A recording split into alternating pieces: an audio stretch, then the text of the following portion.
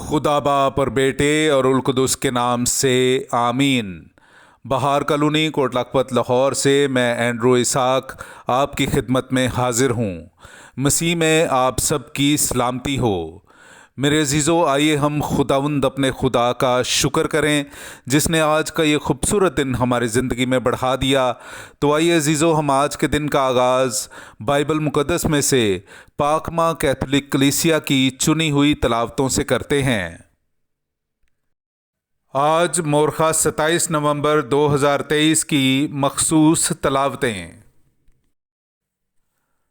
بادشاہ نے دانیال، حنانیہ، میشائیل اور عزریہ کی مانند کسی کو نہ پایا۔ ہمارے لیے آج کی پہلی تلاوت دانیال نبی کی کتاب، اس کا پہلا باب 1 سے 6 اور پھر 8 سے 20 آیت تک۔ شاہ یہودا یویاکیم کے عہد سلطنت کے 3 سال میں شاہ بابل نبوکد نصر یروشلم پر چڑھ آیا اور اس کا محاصرہ کر لیا، اور خداوند نے شاہ یہودا یویاکیم کو اور خدا کے گھر کے بعض ظروف کو اس کے ہاتھ میں کر دیا، تو وہ انہیں شنار کی سرزمین میں اپنے معبود کے گھر میں لے گیا اور ظروف کو اپنے معبود کے خزانے میں داخل کر دیا۔ اور بادشاہ نے اپنے خواجہ سراؤں کے سردار اشفنز کو حکم دیا کہ بنی اسرائیل میں سے یعنی شاہی نسل اور شرفا میں سے بعض کو حاضر کرے، ہاں ایسے نوجوانوں کو جن میں کوئی عیب نہ ہو، خوبصورت اور تمام حکمت میں ہنرمند اور علم میں ماہر اور ہر طرح سے دانشور، جن میں یہ لیاقت ہو کہ شاہی قصر میں حق خدمت کے لیے حاضر رہیں، اور وہ انہیں کلدانیوں کے طرز کتابت اور ان کی زبان کی تعلیم دے۔ اور بادشاہ نے ان کے لیے شاہی خوراک اور اپنے پینے کی مے میں سے روزانہ رسد مقرر کر دی کہ یوں وہ 3 سال تک پرورش پاتے رہیں، اور اس عرصہ کے اختتام پر وہ بادشاہ کے حضور حاضر ہوں۔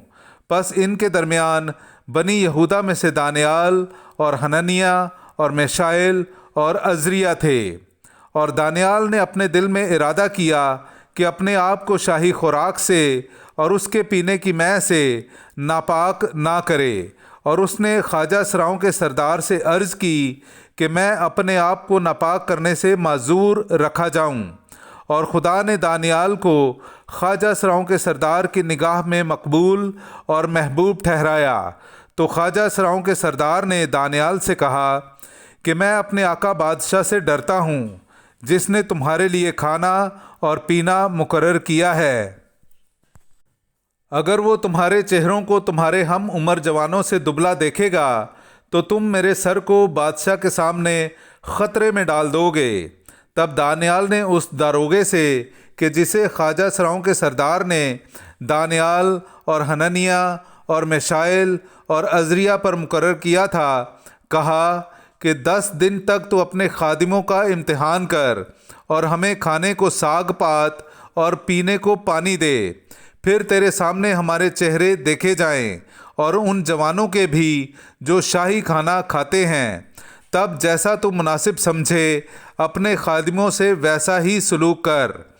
چنانچہ اس نے ان کی یہ بات قبول کی اور 10 دن تک انہیں آزمایا، اور 10 دن کے بعد ان کے چہرے ان تمام جوانوں کی بنسبت جو شاہی کھانا کھاتے تھے زیادہ خوشنما اور تازہ نظر آئے۔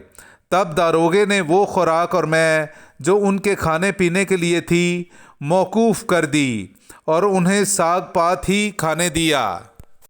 پس خدا نے ان نوجوانوں کو ہر طرح کی کتابت میں معرفت اور مہارت عطا کی اور انہیں حکمت بخشی، اور علاوہ اس کے اس نے دانیال کو ہر طرح کے رویا اور خواب میں بھی فہم بخشا۔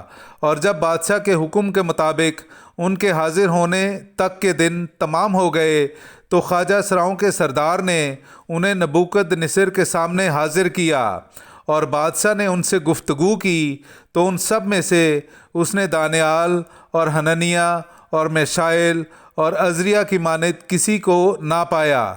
اس لیے وہ بادشاہ کے سامنے کھڑے رہنے لگے، اور حکمت اور دانشمندی کی ہر بات میں جس کی بابت بادشاہ نے ان سے پوچھا، انہیں اپنی تمام مملکت کے سب جادوگروں اور نجومیوں سے 10 درجہ بڑھ کر پایا۔ پاک کلام کا پڑھا اور سنا جانا ہم سب کے لیے باعث برکت ہو۔ خدا کا شکر ہو۔ عبدالآباد تک تیرا جلال اور تیری ستائش ہو۔ میرے عزیزو، آئیے ہم خداوند اپنے خدا کی حمد و تعریف کریں۔ میں آپ کے سامنے پڑھوں گا دانیال نبی کی کتاب میں سے اس کا 3 باب 52ویں آیت سے لے کر 56ویں آیت تک۔ اے خداوند ہمارے باپ دادا کے خدا، تو مبارک اور ابد تک ممدوح اور موصوف ہے۔ تیرا نام جلیل و مقدس مبارک اور عبدالآباد تک ممدوح اور موصوف ہے۔ تو اپنے جلال مقدس کی ہیکل میں مبارک اور ابد تک محمود اور اجل ہے۔